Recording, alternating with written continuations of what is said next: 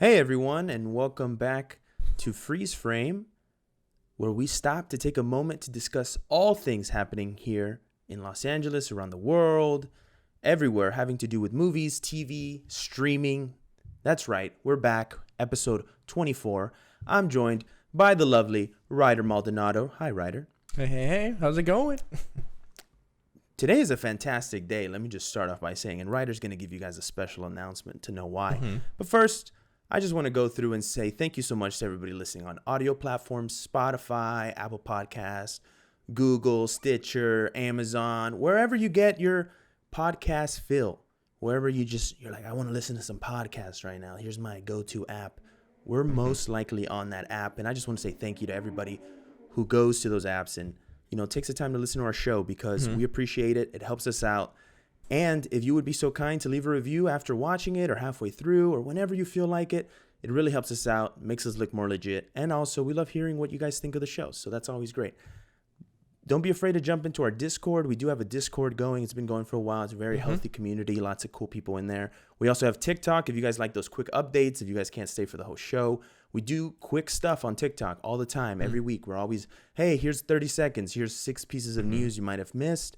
Obviously, Instagram and Twitter. If you guys haven't followed us on there, make sure you do that. Subscribe on YouTube if you already haven't. I know I didn't say that, but I'm just assuming most of the people who are watching this are either subscribed somehow or know how to find us because they love watching us and listening to us say, the news and deliver it.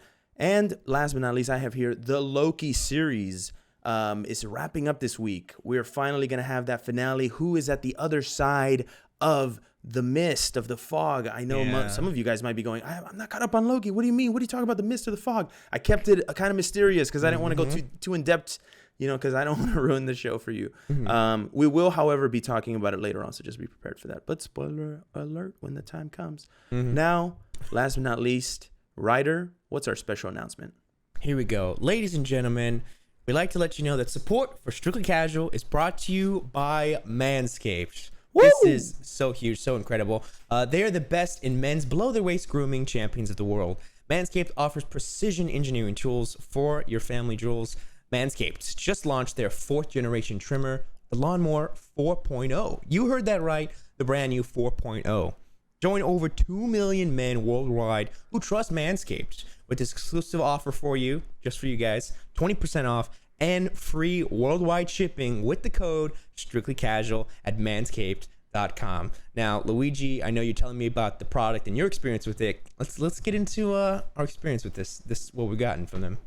So what's so cool is Manscaped actually sent us the Lawnmower 4.0, and I have it displayed here if you're on YouTube watching us. It's got this really sleek and clean design, which I really like. What I really like about it is the wireless charging. I can just literally plop this thing at any time, whenever I want to. I can put it right there. I can take it out. It's really dope. I think it's very efficient. I love the little blades that they give you, like the adjusting levels to whatever you need. Personally, I think this thing is dope. Like, it's got a little flashlight on it. It really is super helpful. We were talking with James and Boba, and James really loved it. He already used it, and he was really enjoying it. So it seems like everybody's having a really positive reaction. I haven't gone below the belt yet, but I will, and I promise I'll be honest about my review on that. And, I'm very excited for this, partnership with Manscaped. I'm very, very excited. Once again, guys, get 20% off and free shipping with code StrictlyCasual at manscaped.com. That's 20% off and free shipping at manscaped.com with the code StrictlyCasual. You'd be helping us out a lot, and I know that they would love to have your support as well. Unlock your confidence, guys, and always use the right tools for the job with Manscaped. Awesome. There we go. Well, guys, I know we're wearing our Manscaped t-shirts. Yeah, they sent us some shirts and some boxer briefs and also the Lawnmower 4.0, which is so cool of them to do that. Thank you guys so much for that. And without further ado, let's get right into it. We have a pretty juicy start to this show. I want to just say that because American Horror Stories is coming out very soon. I believe in this month, at the end of this month, I believe they're dropping the first episode. What's crazy is I was doing a job for the beauty brand Clinique just this last week, and they brought us to a location here in Los Angeles, and we had to park. Everybody was parking, and they had assigned me to make sure that everybody got to set on time. I was the office PA, and they were like, just make sure everybody gets on the van, goes to set. And of course, you know, I ended up arriving late because I was put on another task. They assign you like 7 different things while you're on these jobs. So I had to go get water and ice for the crew. So I was doing that on my way back. I ended up landing just as this dude was like parked in this parking lot. And I assumed maybe he was with our crew. So I go up to him and I go, hey, are you a part of Clinique? And he goes, no, I'm with American Horror Story. And I was like, wait, what? And he goes, yeah, right behind us is the American Horror Story production house. And I was like, that is so dope, right? And I remember, if you guys have been listening to the podcast, I had an insider little snippet where I was on another set that worked right next to American Horror Story, and their set was called Monster. Now, what we do know about this next season, it's supposed to be like a double feature, type of like storyline being played out. So I told the guy, I said, oh, are you working on Monster? And he responded with, and he pulled out a little sign. He said, no, I'm working on Scared. Like, the other one. Nice. So now we know Monster and Scared. And I was just like, man, this is budding. My mind is just like, whoa, I want to know more. I want to know more, you know? That's exciting. And so then, you know, we ended up going back to work. And like 3 hours later, I basically, you know, was given another task to go give this parking attendant all these parking tickets. And so I was like, dude, this could be the chance to go in there and like maybe see something cool. Because in the back of my mind, I'm always the type of person who's like, if I see something cool or if I hear something's cool that's close by in my proximity, I'm going to go try. I'm going to go explore. I'm going to be adventurous, right? I'm curious, you know? And so I ended up going back. The guy wasn't there. He wasn't around. And all of a sudden, as soon as he wasn't there, I was like, maybe I should just go inside and ask. Maybe they know about the parking attendant guy, right? It's right next to them. So I go inside. I could not find anybody. Like I was just like walking around, and I go into the little kitchen area. They didn't even have anybody at the front desk, which was so weird because I think it was like 6:30, so most people had gone home. So I go into the kitchen and they have this little Lady Gaga little throwback where it says like, make sure to wear gloves and clean up after yourself, darling, and has a picture of Lady Gaga. And I was like, that is so cool. This little cute little moment. And then I started hearing people upstairs. I could hear somebody upstairs. So I was like, okay, well, I'm gonna walk upstairs, try to find somebody, maybe talk to them and see what's up. So I walk upstairs, you know, and at the same time, take into account, I am looking for dope shit. I'm not just like walking around, not looking for anything. And I stumble upon the actual, you know, production designer's office, and it was wide open, doors open. And I was like, let me get in there. What's inside? And I literally saw all these photos, and spoiler alert for anybody who wants to go into American Horror Stories scared without any of the information. And you know, the trailer that just dropped a couple days ago did reveal this massive little tease, and I'm here to confirm that it's actually happening. But apparently, they're gonna be going back to the murder house, the original murder house that started the whole show. They're gonna be going back, and it seems. It seems like this is actually going to play into like a bigger kind of storyline. You know, they love to connect the stories all of the seasons. Yeah. But the fact that they're going back to the murder house means that these little spin-off stories are also going to be included in their little universe. But what's cool about it is I also saw a lot of the other locations, and it looks like it's going to be like canyons, a lot of campsites. They have a couple shots in suburban neighborhoods, but for the most part, it's going to be in the woods. They're going to be out in the woods in kind of like these kind of tree kind of forest areas kind of I was trying to figure out what the vibe is, because this they also had pictures of like a hieroglyph, like something that maybe is just found, and they're trying to figure out like, is this hieroglyph kind of cursed, and does it curse these people that see it, and they're all kind of trapped together in this like campsite trying to figure it out. Who knows? I'm not sure of like the full details of it. This is just what I saw while I was there, just kind of snooping, doing some investigative journalism for Freeze Frame. And personally, you know, it was quick. I just saw it. It was kind of cool. But I wanted to share that with you guys just because that's my job here. That's what I want to do. Something that really cool happened afterwards was I ended up meeting this amazing person named Sarah. Sarah, if you're watching this, I'm sorry I didn't mean to go and snoop around, but you're such a cool person.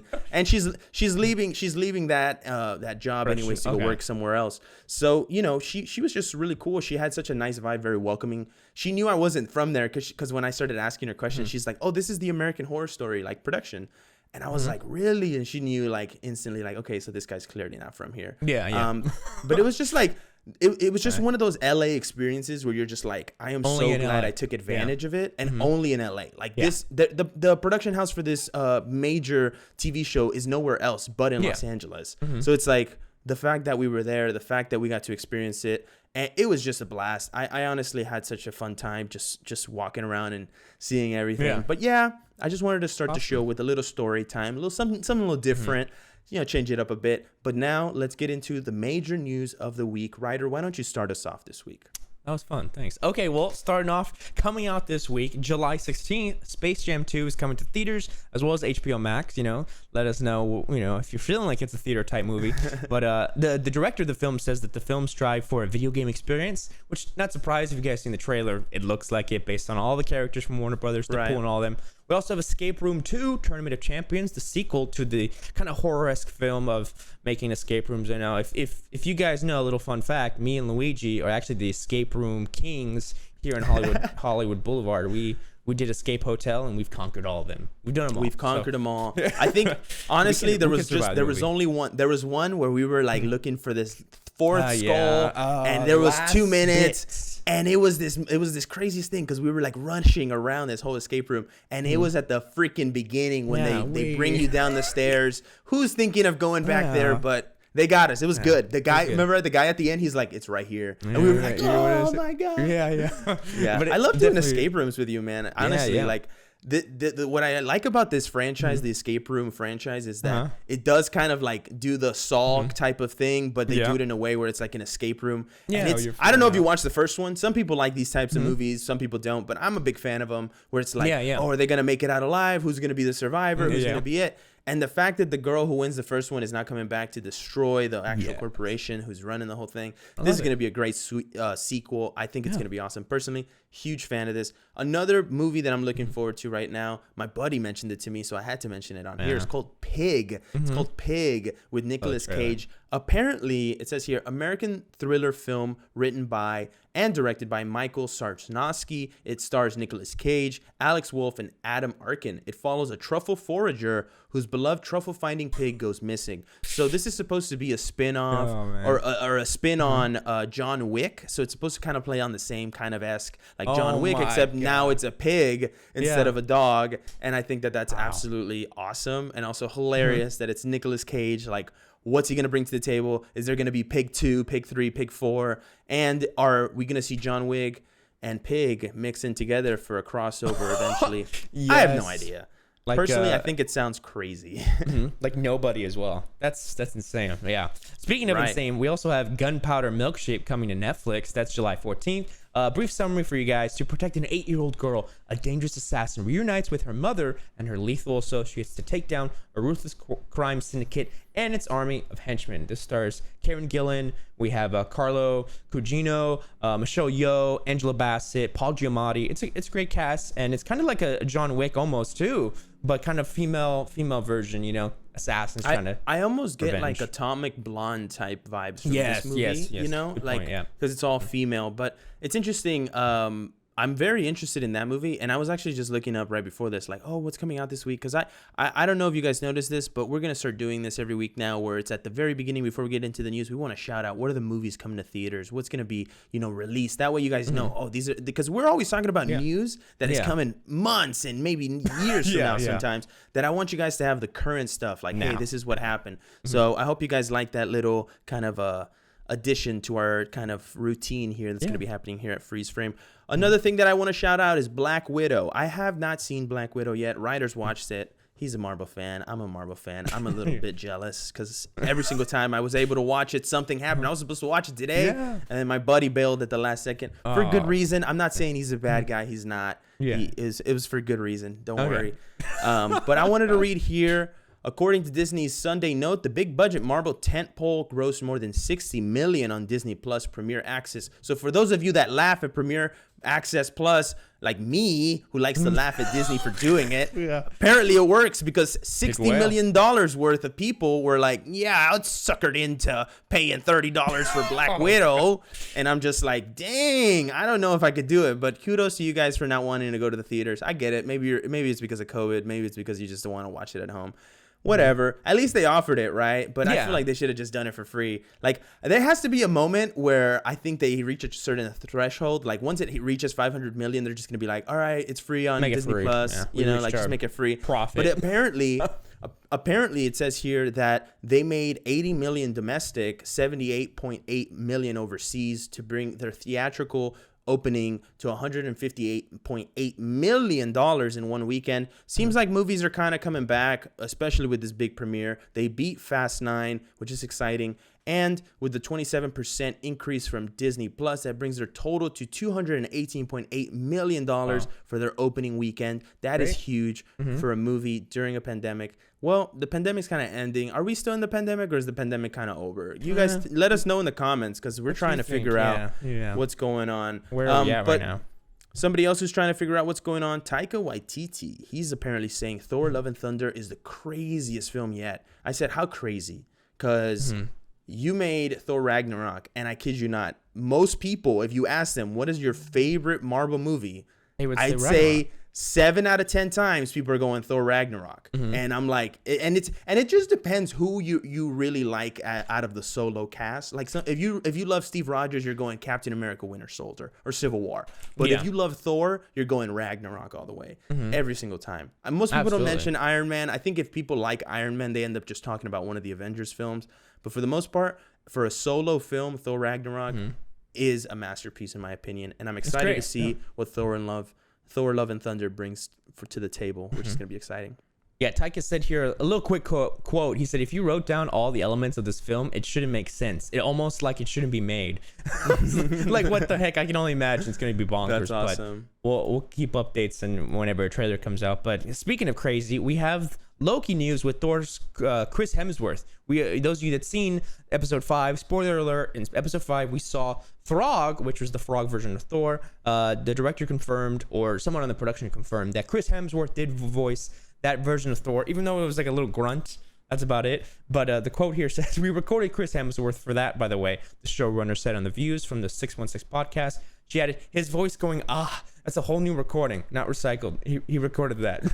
The showrunner said, we got Chris Hemsworth in the booth to record for Throg, and then we didn't use it. That's how much money we have. We can we don't even have to use it. It's funny because they said that they actually wanted to film like a whole sequence with Throg where they fight Loki, and then they were like, really? No, we cut it for time. And then someone literally was like, you spent a whole episode where the character showed up to a planet that was gonna be destroyed, and then by the end of the episode they were still on the planet that was going to be destroyed. Don't talk to me about time wasting. And I was just like, damn. What a roast. What a roast. But look, since we're already talking about Loki, let's jump into that conversation, because look, all the haters are going to say what they want. I was one of them at the beginning of the show. I wasn't really a fan when it first started, because I was like, this seems recycled, you know? Like, what is up? What is up? And then, you know, episode 2 started bringing me in. Episode 3, okay, Morbius. Okay, what's going on, Timekeepers? Okay, episode 4, I said, what's up? Oh my God. Episode 5, my mind was blown, and I said, I am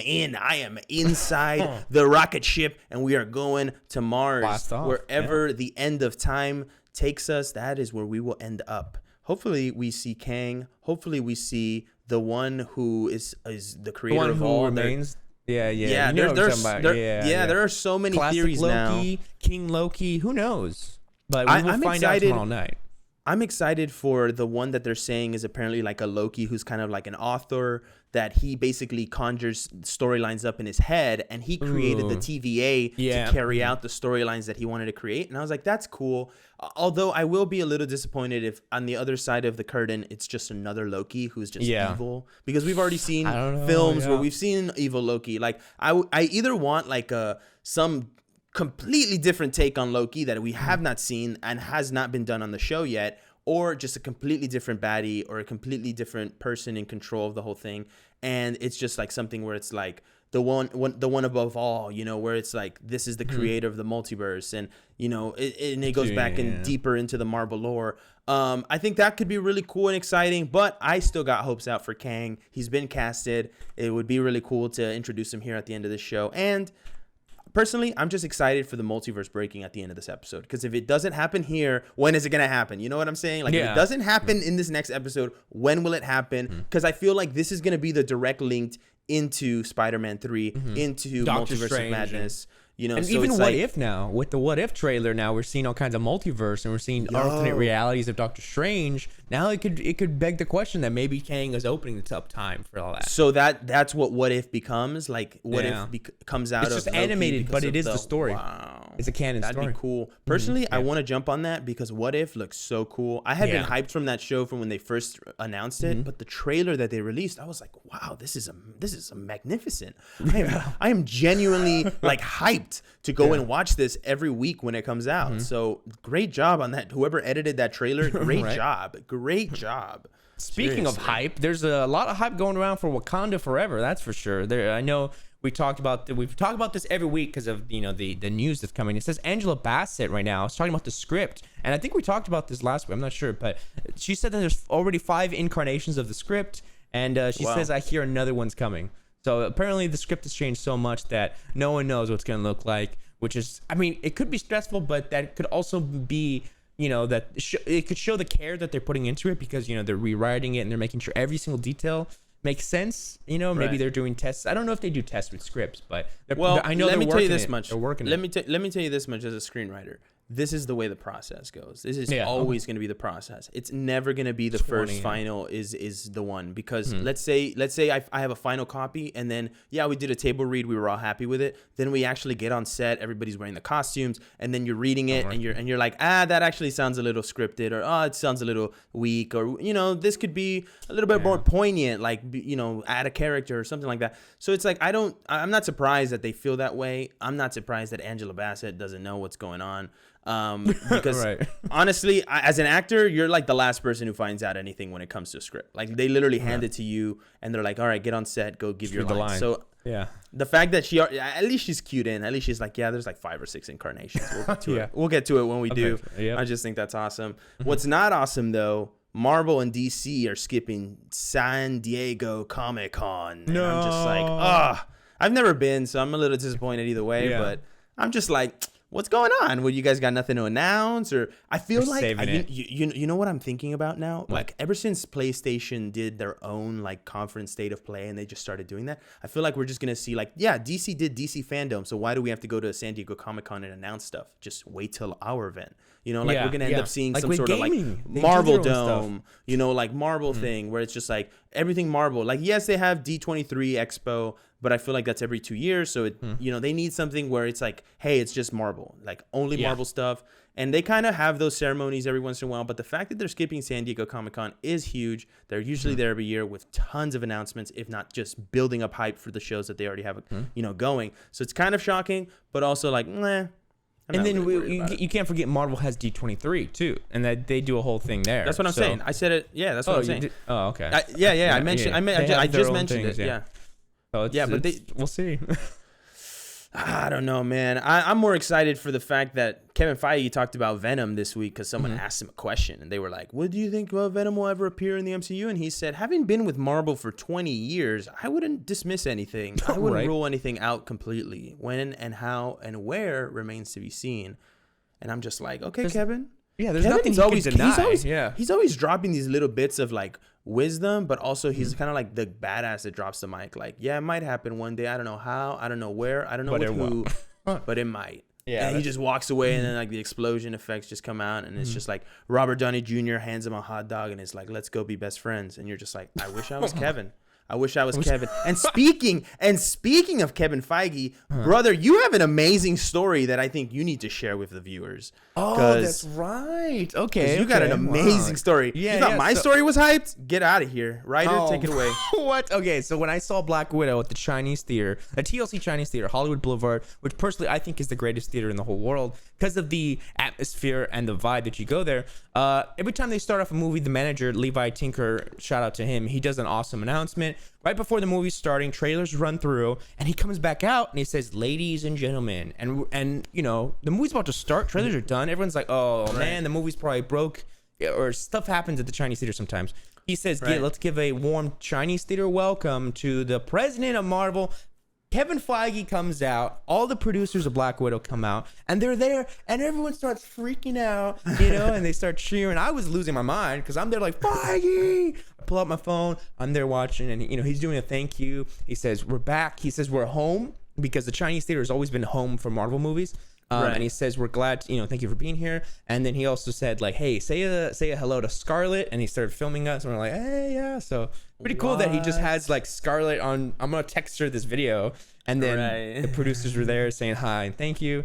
But it was a great experience to start off. Marvel's back in theaters, and you have Kevin Feige there. Out of any showtime, out of any movie theater, I'm there, and I'll never forget one little more tidbit is that in the front row, like this guy turned around, you know, because I was like screaming Feige, like everyone was clapping, but I think I was the one that was like really hyped, and he was just like, like.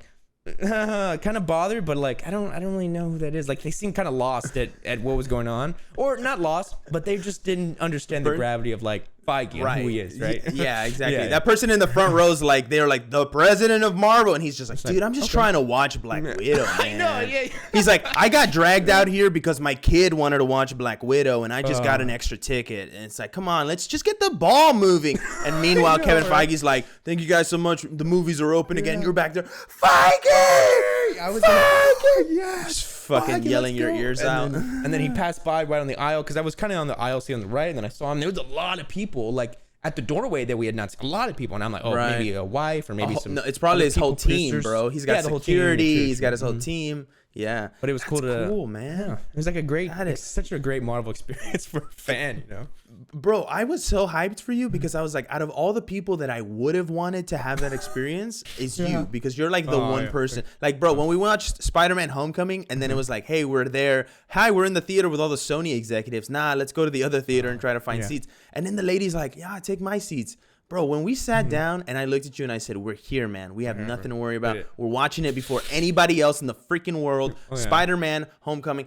That, to me, was a special moment, man, because I knew how much you liked those movies. And the fact that you got to see and honestly just, like, experience Kevin Feige in the flesh for a moment, I was blown away, bro. I was like, out of all the freaking people who deserve it, you're the fucking man. That's awesome, dude. Yeah. Honestly, one of the coolest things ever. Moving on here, guys, we're having a little story time. I feel like we need to include more stories in our podcast. Right? It's very fun and enjoyable. Somebody who actually is a little late to the Snyder Cut game, Quentin Tarantino came out this week, and he said something really cool, actually.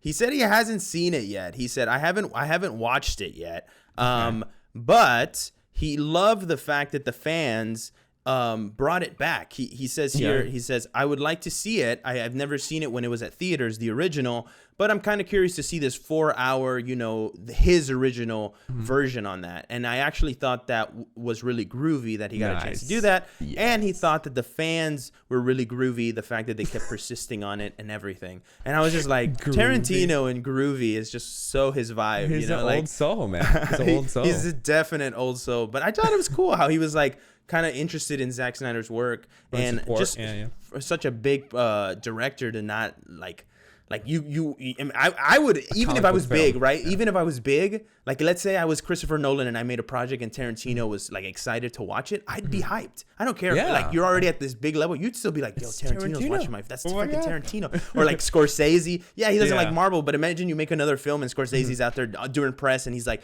yeah, I want to watch Up All Night or whatever the movie's called. And you're like, that's my movie. Like, oh my God, that's Scorsese's talking about my movie. It would be freaking awesome. So I thought that was kind of cool. I thought that was awesome. Yeah. What's up? I was gonna do this. I was gonna do it. So we got good movies like Snyder Cut, and then we have movies that are kind of unexpected nor needed, and it's kind of our quote that we always say: "Who asked for this? Who asked for this?" Margot Robbie's Barbie film is coming from Greta Gerwig. She's directing the film. Production's gonna be starting on that early 2022 with a 2023 planned release date. So no details yet on the plot or the cast. We just know Margot Robbie, Barbie. I think we've heard rumors about a Barbie film, but it just seems out of pocket. What's the plot? I know probably there's going to be themes in there. I'm sure there will be themes, but who knows? We can only wonder. We can only wonder. I'm gonna be honest, man. Greta Gerwig. What was the last thing she did? She did the voice of Isle Little of Dogs. Women, I think. Little Women, I believe. 20th Century Woman, and then. I have to look, because she was nominated for something along with her husband, right? Right. I'd say she directed something.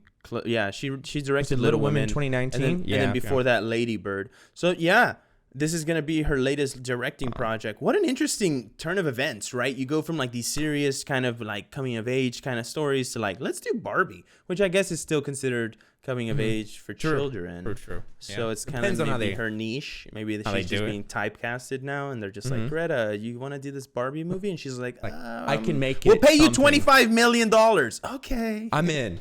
Yeah. I know, right? No, I mean, I don't know. I have no idea. Next up, Mathew Vaughn's spy thriller Argyle assembles. I love that word. Assembles an A-list cast. Henry Cavill, Samuel L. Jackson, Bryan Cranston, Sam Rockwell, Bryce Dallas Howard, John Cena, Catherine O'Hara, and Dua Lipa. Oh, look at you go, Dua Lipa. I know, right? Nice. It's like I think it's her debut. I don't know. But is it her debut? I believe so in this movie. Spy thriller Argyle. Yo, she is so fine.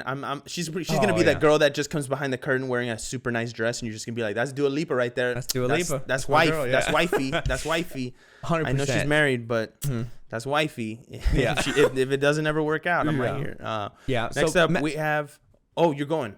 Well, I was going to tell you about Mathew Vaughn real quick because I don't know. Oh, yeah. I don't know anything about this project. Yeah, so what do Mathew you know? Vaughn directs Kingsman. He did all the Kingsman movies, and he did the King's Man.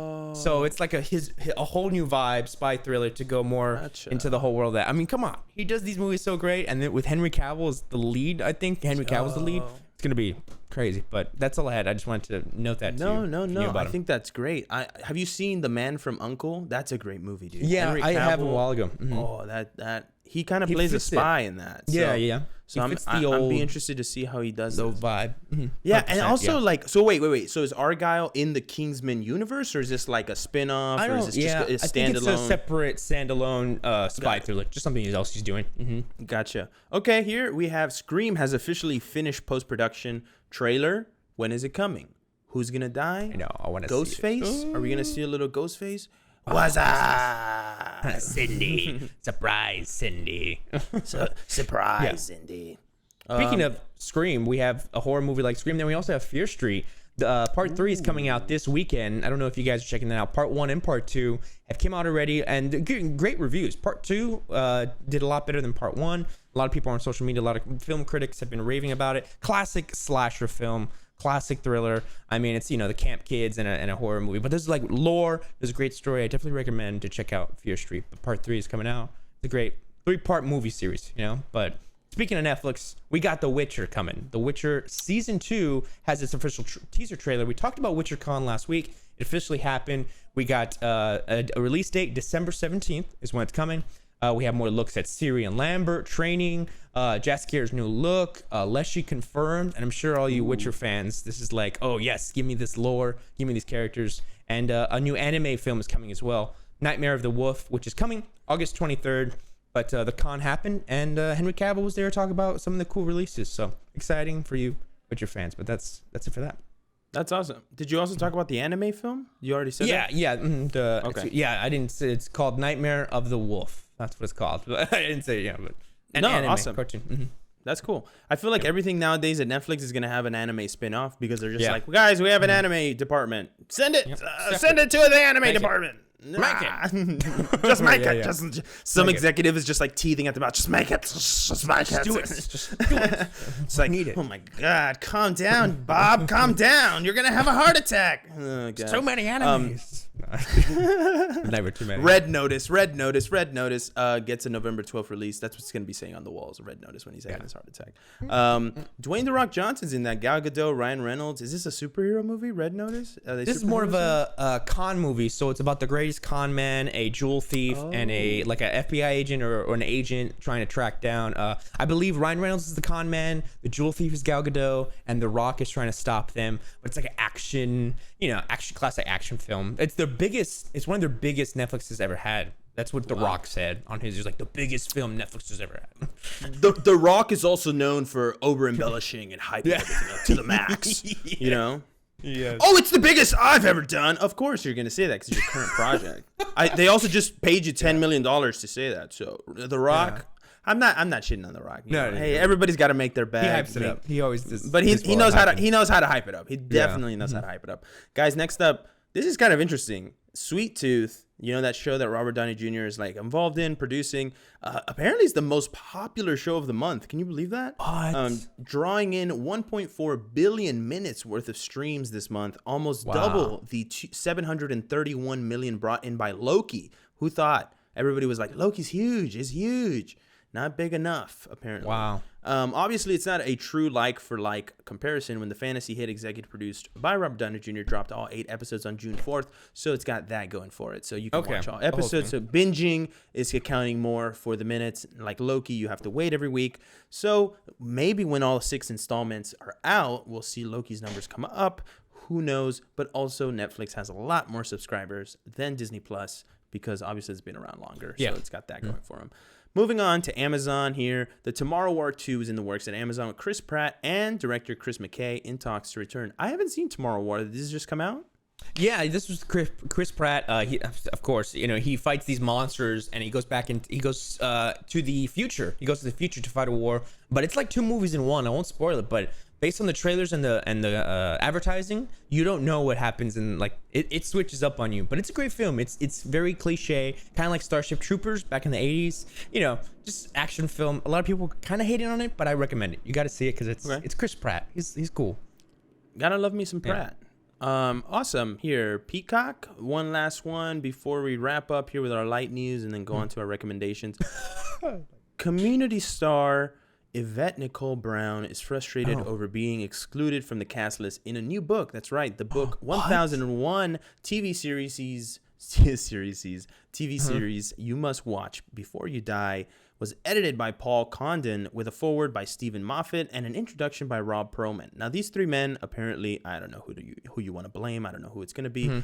But they worked on this book, and apparently in a Twitter post, she came out and said that, the cast list only included everybody else in the show that was a series regular except her, and in fact they even added Rob Cordrell, who was only a cameo character for a couple episodes in the series regulars cast list instead of her. And I was just like, she was so pissed, which I would rightfully so be pissed, because it's like, yo, I did 6 seasons of the show. Yeah. Or she did 5 seasons of the show. The 6th one didn't have her. She did a little cameo at the end where she's like apparently like a detective on a TV show now, which is so funny as a spinoff for her character. But she did 5 seasons of the show, and to not even include her in a book that's supposed to be all about television is mind-boggling. And it just goes to show, is the book even worth buying if it has the incorrect information? That's all I'm saying. That's all I'm saying. What else might be wrong? If you made this mistake, what else might be wrong? You can't trust the rest of the book. Can't trust it. Well, one thing you can trust is our light news, because we have confirmed Cursed from 13 Reasons Why star. I went blank on her name. The lead of 13 Reasons Why. This is her show, Cursed. It's kind of a take on King Arthur and Excalibur. It's being canceled on Netflix after a single season. Unfortunate. Never checked it out, but sorry, you guys out there. Isn't her name like Hannah something? What's her name? Hannah? In the show, I just have to look up her name real quick because I don't know why. I always know her name. Ready? It's. Of course, I look up cast and nothing comes up. Dang it. Nothing comes up. She was actually pretty good in Knives Out, but I never watched 13 Reasons Why. I never watched 13 Reasons Why, so I can't comment on that. But I got it. What is it? It's Catherine Langford. The reason why I didn't come up is because she's not that featured in the show anymore. I forget about the new season of the show. She's like way at the bottom of the cast list. But yeah, she's only there in like the first season, and then they just like ran with her storyline forever. Interesting enough though that she moves on to a new show and it just gets canned. Does that mean that she's a bad actress, or was the show shitty? I don't think the show did well. Personally, I think my opinion. I don't think it premiered, but whatever. That's it. Whatever. Anyways, that's it for us. We didn't have a lot of news this week as far as our light news. I know we usually have a lot more stuff. This week was a little bit more like small things. We were having fun with our stories, having a little switcheroo. But now we're staying consistent with our recommendations because we love recommending, all sorts of great stuff out there. Personally, mine comes from Hulu. Lego Masters Season 2 is out. We are on episode 6, and it is just as fantastic as Season 1, if not better. Personally, I think Will Arnett is one of the best hosts of reality television. The guy knows how to do it and do it well. He has fun. He's cheesy. He's in the moment. And it feels like he really connects with the contestants in a way where they have genuinely like evolved the connection to where it feels real. And then they play off of that on TV. Like he'll be like, guys, like they're doing the same build as you, call them out for it. And then the contestant's like, yo, why are you guys doing the same build as me? And then he's like, good, keep that drama. Now let's do a promo. We're going to have this. And now you say this and storm off. I need it for the promo. And I'm just laughing to myself. Like the fact that he's just like telling them to do all these things. And it's just, right. But it's like being broadcasted to everybody. Like it's just included in the show. And I'm just like, that's so funny. And it's just fun. Cool. It's just a fun show to watch if you want to see people be super creative with Lego. They did a challenge this last week where they literally had to hang a whole art piece on just one piece of Lego and then build out whatever they wanted. Whoa. Someone literally created a whole whale that was like, I want to say 6 feet long with a whole giant squid off of one little piece. They created this big whale with a squid on it. Someone created a whole tree house. Someone created a floating, fountain. That it was great. You're gonna find some crazy stuff on the show. And if you love Lego and if you love being creative, this is one of the best shows for it. So make sure to check out Lego Masters on Hulu, Fox. Wow. Just check it out. It's awesome. Highly recommended. Awesome. One of my favorite shows. Well, for my recommendation, I'm going to say it again. Netflix, Fear Street, Part 1 and Part 2. Now, take it from me, who does not really enjoy cringy teen movies. This is, as cringy as it gets. The dialogue is all right. But, the story and lore behind the reasoning behind these killers and behind the massacres going on to the main characters in the town is pretty interesting, all right? And I definitely think it's worth a watch for Part 1, Part 2. Again, Part 3 is coming out soon. They changed the vibe. The first one was 1999, and then it was 1978, and then the third one's going to be 1666. So it's going to be different eras, but it's the same cast. Well, somewhat the same cast. They kind of switch up a couple actors, but it's the same cast, different characters. So I think it's pretty cool. So that's interesting. Check it out. On Netflix, I'll have to check that out. I've heard a lot of people watching it, which is kind of interesting. I love when there's so many people who like watch the same thing, and then everybody just kind of starts chatting about it, and then you're like, oh, you guys all watch Black Widow, and it's like 6 people, and everybody just starts like, oh my god, I love this, blah blah blah. It's like that's always the best part I think about watching TV and movies and streaming. It's just about connecting with other people after you've watched it. And also just sometimes it's the emotional resonance that you get when you watch something really cool, which I love. But enough about analyzing the industry. Thank you guys so much. That is the end of our show. If you stuck around to the end, thank you, because you truly are an amazing person. We loved the fact that you supported us all the way to the end. Leave a review if you have not already.